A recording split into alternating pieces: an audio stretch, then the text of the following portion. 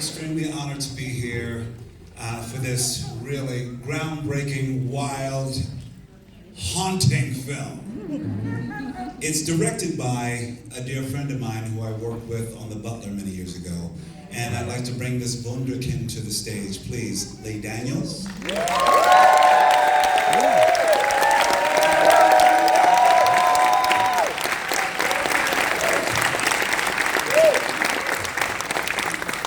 And I'd like to also bring the leading ladies to the stage as well. Andra Day.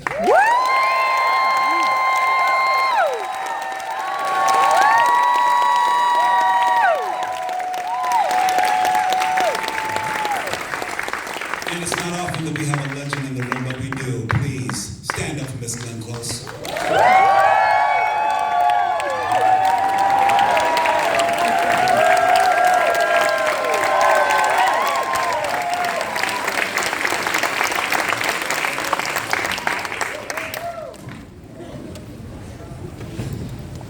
Are you shook? Are you shooketh? Well, I am, and I wanted to ask my friends here, especially, I wanted to start with you, Lee. Lee Daniels, your mind is so brilliant and endless and filled with inspiration. What inspired you to tell this story in particular? This is a genre that's new for you as well. Right. What drew you to all of it? All of it. I was going to do it after Precious, but I felt that it was too similar to the abuse story, and also I felt that it was at that time because I'd seen the documentary and I'd seen the documentary and I'd read the court docs and seen interviews with LaToya. That I didn't. It was a horror movie, so I was like, I don't. My mom told me, you were an open portal. You demand honesty, and if you do this, negative stuff is going to come on you. Negative spirits will come. So I punked out. I didn't do it. After Precious, I did the Butler. Paperboy. But but then of recent, it's all what's in the air, Colman. Like I feel that we're in the dark times, and for me, it was about finding my higher power. We're in dark times, and I felt like I wanted to. It's not really about horror. It's more about finding your light, finding your higher. For me, it's Jesus Christ. For others, it could be Allah or Buddha or whatever that is. But it's about finding your higher, and you better find it because who knows, tomorrow we can be out of here. That was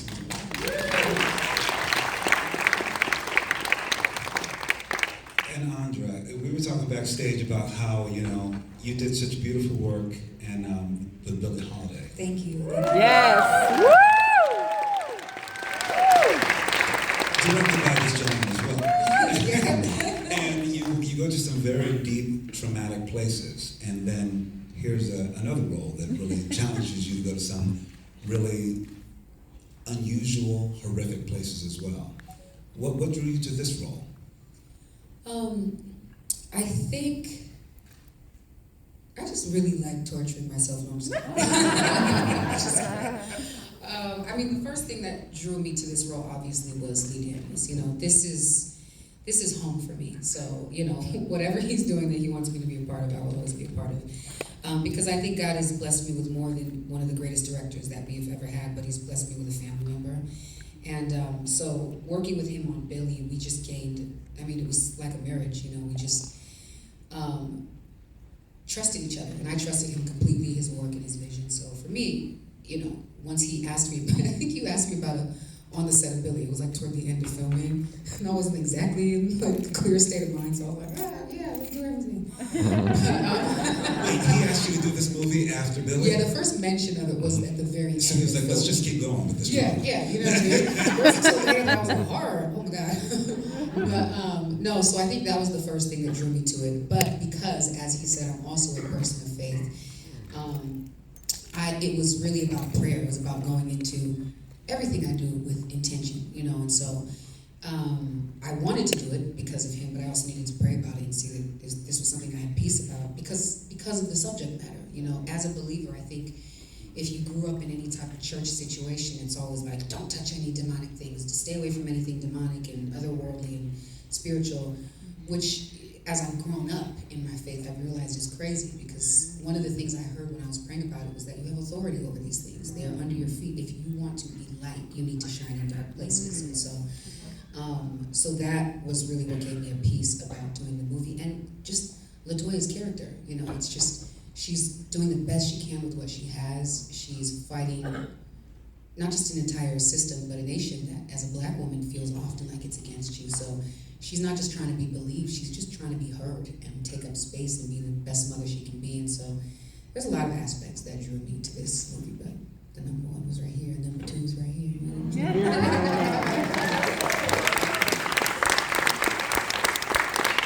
Well, that leads me to Miss Glenn Close.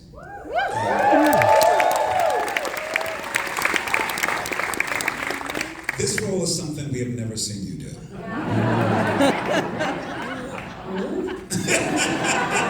don't think we have. And it's funny because I know that this is a character that I think people who know that she exists in our communities. You know what I mean? Okay, did I hear some? Right, exactly, right. And it's funny because I think a lot of people don't know that. I mean, when Lee approached you with this role, what was your initial thoughts and feelings about it? And then how did you find your way into her? Because there's a lot of beautiful elements too that are going into it. The hair, the makeup, the costumes, you name it. But how did you build this character? Is this one? Yes. Well, first I was kind of overwhelmed that Lee called me and wanted me in his movie. And and I hate to repeat myself. And this was such a huge challenge into an area that for me was totally unknown. And I trusted Lee. And I remember saying to you, you've got to lead me into this because I don't know who this person is. Yeah. I mean, I'm a Yankee from Connecticut. So it was a great experience. And we found her. The kind of the opening of the door for me was when they threw those costumes on me. And I said to Lee, I look like a hooker. And he said, uh-huh. But then the thing that was so exciting was that I realized it didn't matter what my body shape was, because inside I was the sexiest woman walking around. And that was so free to not feel that I had to be self-conscious about the shape of my body. It was incredible. And to be with this group of actors, it just was one of the great experiences of my career, and a great growing experience, a great human experience, and yeah. So I'm gonna start crying. You were building out such a terrific ensemble cast. Could you talk about the way you built out, you found the kids as well? I gotta go back. See, there was some fun. She really did look at me because it's taking me back to what she looked like when she came out of her trailer, and she was like walking in her little Daisy Dukes cutoffs, and she just walks up to me like this. She says, "What is this? What is this?" And keep in mind, it's Glenn Close, okay? You know what I mean? I gotta do a soft dance here, and I go, just go with it. Drop into it. And I think Monique and Andra, I think all of the girls sort of like talked to you about that. And that was when you jumped into it, it was over. Yeah. Dropped about it.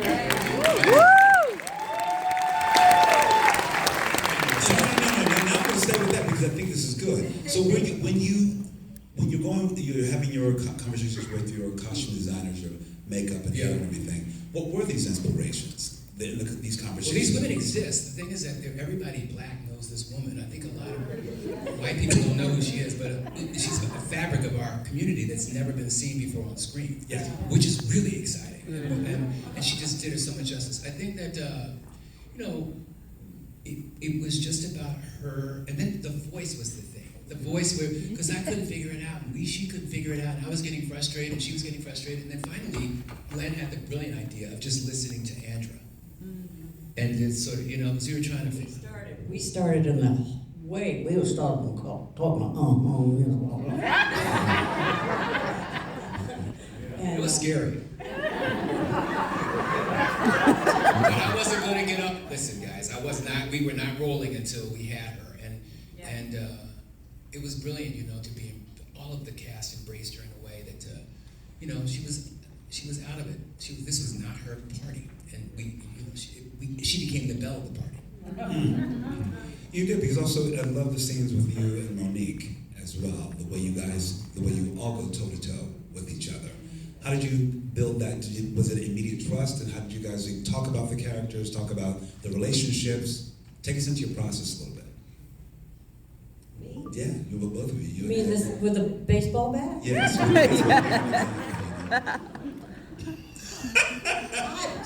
She was like a mothered lion, where she was like a tigress defending her family.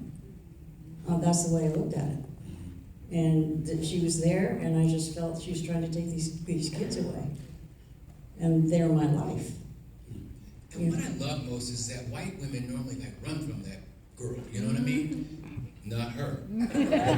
She's coming down with the bat. And that's why Monique says, a bat? But that's what I loved about it, because I think that's what it was so. We were talking about it backstage, how she's so ingrained culturally. Yeah. It's right. She understands. No, that's what she would do. You knew that this woman had been with these folks for years. Yeah. So she's very culturally, she's black. Right. Right. So she doesn't have her wig on. Right. Because she wasn't going to go and put her wig on and then come downstairs. But that woman was sitting down there. No. And I think, for me, with that scene is that, we did trust each other right away. You know what I mean? She is definitely playing a character that is new and different for her, but it's not new for us on set, every actor on set. For me in particular, when I see Glenn Close, I know, oh my God, that's Glenn Close. When I see Monique, I go, oh my God, that's Monique. Oh my God, that's Ingenue. Oh, and the kids, same, you know what I mean? The same that I feel about him. So I think that there was an immediate sort of respect that we all actually gave to each other and just, willingly. But I think also for that scene in particular, all of us were completely justified. Does that make sense? Like she said, this woman's coming to take away her grandbabies, to disrupt her daughter's life. As far as I'm concerned, she's coming to take these kids. And as far as Cynthia's concerned, this woman is beating these kids and she needs to get them out of here. So I think the interesting dynamic that you see is that all of us are trying to protect the kids while inflicting damage at the same time. So it's in trying to figure things out. They're all damaged, flawed characters trying to be good for these kids. And so I think that's the dynamic that Lee brilliantly sort of put into play in these scenes that I loved so much. I think so too. And I want to go back to the ensemble that you built out, because we're here with a lot of SAG folks as well, and I want to know how you built out this ensemble because I saw some surprise members as well. First of all, you have Ingenue Ellison here. Yeah. Oh my goodness. How was it building up this ensemble? Formidable. What did you need for this ensemble? Because every single time someone else is in the scene, it does change the energy and timbre of the scene in an extraordinary way. I think with Monique, it was important. It's kismet, because we hadn't spoken in forever, and it was important. It was like riding a bike when we finally started working together again. And I wanted to do the complete opposite that I did with her in Precious, where that she wasn't, she didn't look like Mary, but she looked like Cynthia in these glamorous sort of outfits and these diamonds, and she was beautiful, and she was the opposite. So it was important that I stuff her in that outfit with all them Spanx and then pumps, Polka dot. yeah. And she felt so pretty, and I felt so. I was just really, and I loved the energy between she and Glenn. What wasn't said, everything that wasn't said. It was just like the looks that they gave each other. Just and they all trusted me. So I think that you can't. I think that with Glenn in particular, you can't get it if they aren't completely jumping off the cliff with you. You know what I mean? Yeah. She's willing to do anything. We share. She's willing to do anything, and I think that even at the end, when she says those, the nappy pussy line. That's the devil talking, and the devil talking in here. But I think that, that's the artist that Glenn is, and that's the believer, that's called trust. And you get that when you have artists, actors, group people that trust you. But Lee, this is what was so much fun, is that we do a scene, I think, in the house, and we're in a studio, and we do a scene, and Lee would say, okay, everybody, come on, and we go around to where the monitor was, say, okay, let's look at this. And we'd all look at it together, and we say, yeah, that's good. Lee would say, oh, wait, and somebody might say, can I try? I'd like to kind of try this. Say, yeah, okay, you can try it. And it's like probably the closest to theater in a way, because we were all working on something together, and we'd go back in with intent, to try something different. And I felt that your spirit of inclusion, that you were not intimidated by actors looking at their work, which is sometimes can happen. It just meant that everybody was there to try to get it right, to try to get that feeling that, okay, we hit it. Because I don't have the answers. I mean, we all have the answers, but I don't have the answer. You have the answer after you see the imperfection. Yeah.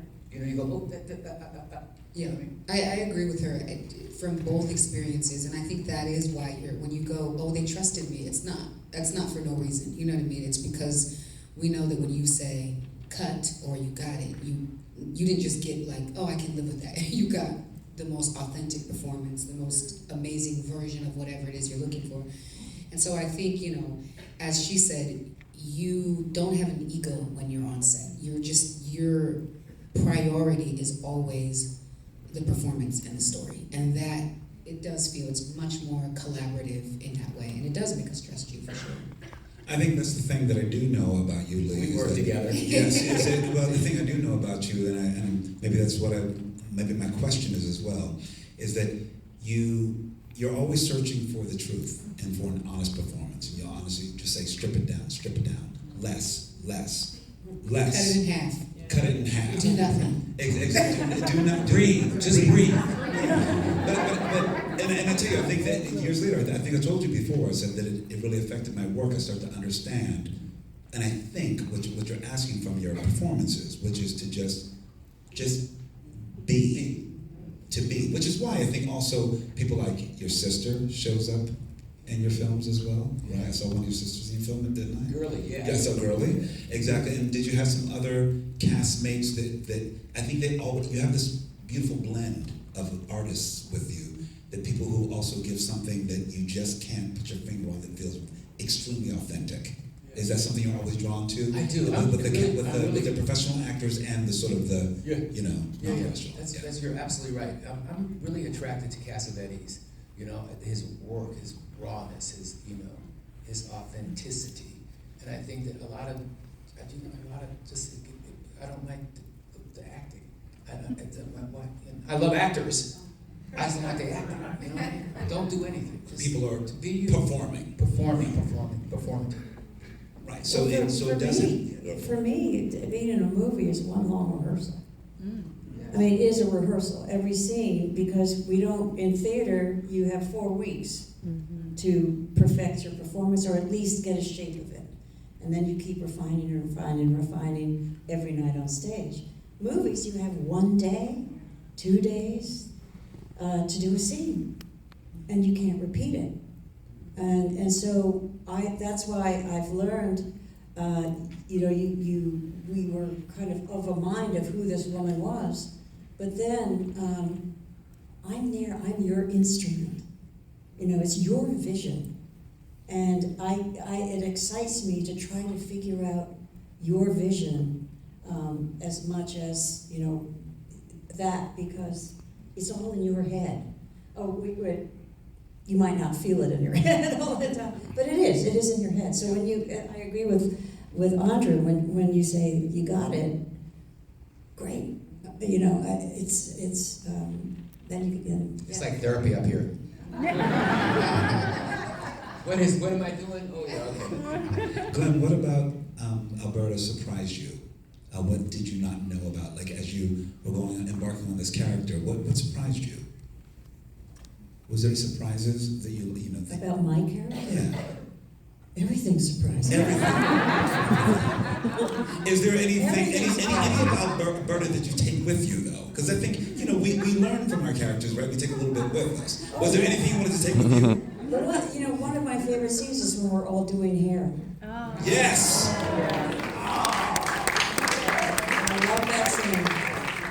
I love that scene, and I learned how to sew those. You really did! She's fully weaving that head! And I had a head, and I had a head with, the rosa, and I was doing it. So you can translate, you know where to go now, right? Let's open for business. It was important that I do it. Yes.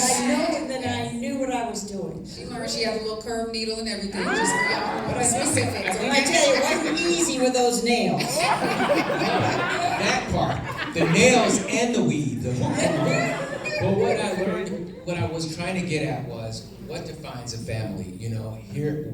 I have so many biracial friends, and what is it like to be a black girl that has a white mother who and this white woman has a black daughter and blacker grandkids, and the generational of it all. And what is that? We don't see it, we don't know it. Black people know it. But it's important that I want the world to see it. Right. That makes any sense? I think, it makes a lot of sense. Thank you. Andra, you play a fictionalized version of a real person in this film. What was it about Ebony that, my notes are all over the place. What is it about Ebony that stuck out to you when you read the script? And why did you want to play? Because it's such a character who really is, when we're playing someone, I believe, that is, who believes that demons are there, that believes that the devil was there. And you have to, do you believe that as well? Do you believe the story that you, as Andra, did you make yourself believe, of course, because you have to live in it? Yeah. So what is it like for you? I do believe, right? I actually believe in the spirit world, and I do believe those things exist. So I do believe LaToya, who's the original story it is. But I had to do both, you know what I mean? So that is a huge part of me. And so, she does not believe, and she really doesn't believe. And a lot of her, I don't know if her unbelief is her unbelief, but it's also based in resentment toward her mother, right? Anything that her mother is going towards, she wants to shy away from because I think that she is, what I love about this, what I love about Ebony's character is with all of the trauma and with all of the pain, there is a huge well of love. She, as much as she is struggling with alcoholism, as much as she is struggling with even realizing that there is so much unhealed and undealt with trauma underneath, she's still, having gone through everything she went through, because we're looking at a cycle of abuse in this movie, right? Alberta was abused, Alberta became an abuser. Those memories, if you know and you've experienced any of them, they're visceral. They do not leave you, you know what I mean? And so I think that she's trying to raise her kids, and she's trying to love her mother through her cancer and supporting her, while having these memories sort of replay in her head. So I think maybe every time she sort of encounters Berta's newfound faith or her righteousness, she just looks at it as phony. You know what I mean? It's really hard for her to overcome that. But in spite of all of that, she still pays for her cancer bills. In spite of all of that, she still, and I think it's more than just, more than just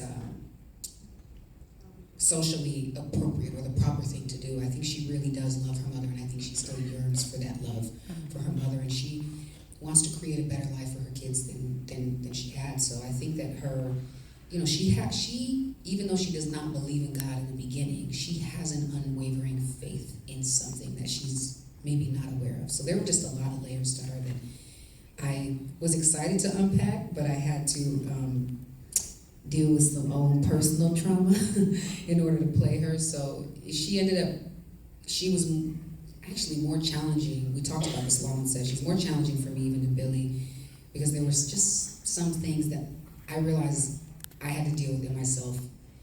Otherwise, I would not be able to play her. So she really grew me in a lot of ways. And you had to be a believer. The main reason why I hired her, Andra, was because she was a believer. And in the basement scene, when she's speaking in tongue, there was script there, but she spoke in tongue, and the AD's like, "Well, should we cut?" And I'm like, "No, let it happen."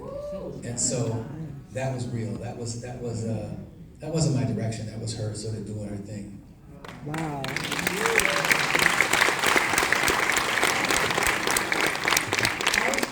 I've always felt that the burden of forgiveness is on the child, because the parent will always make mistakes.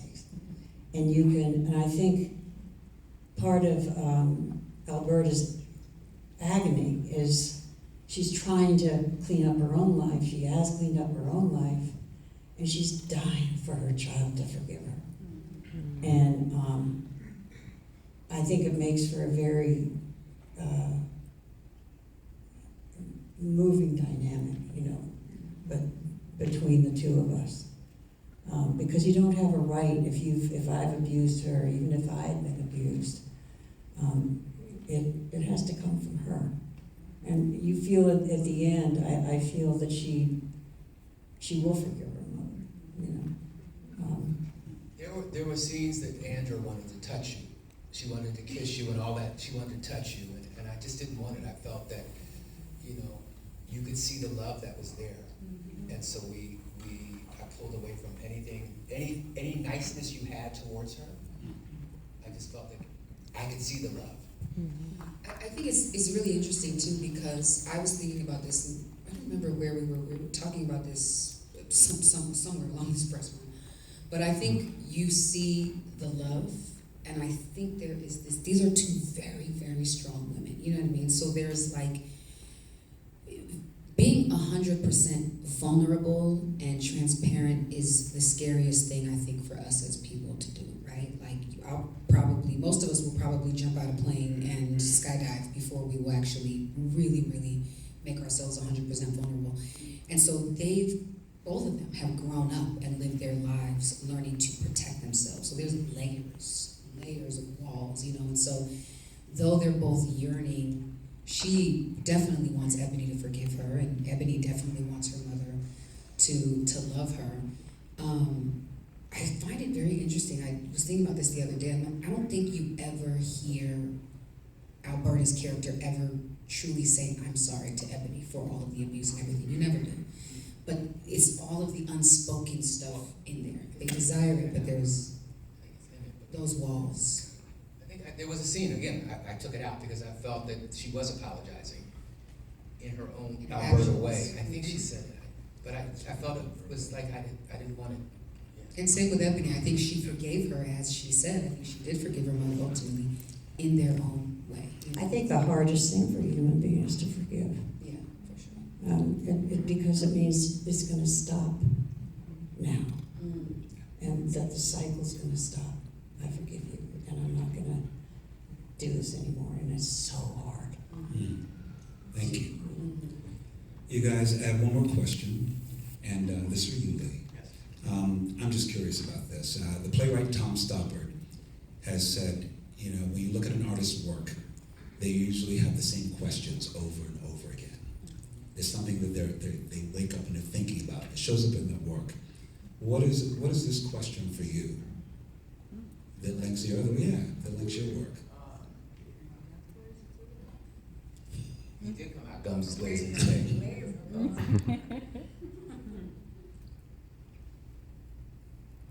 Well, I just want to be loved. Mm, I just want to be loved. thank you. With that, Lee Daniels, Andra.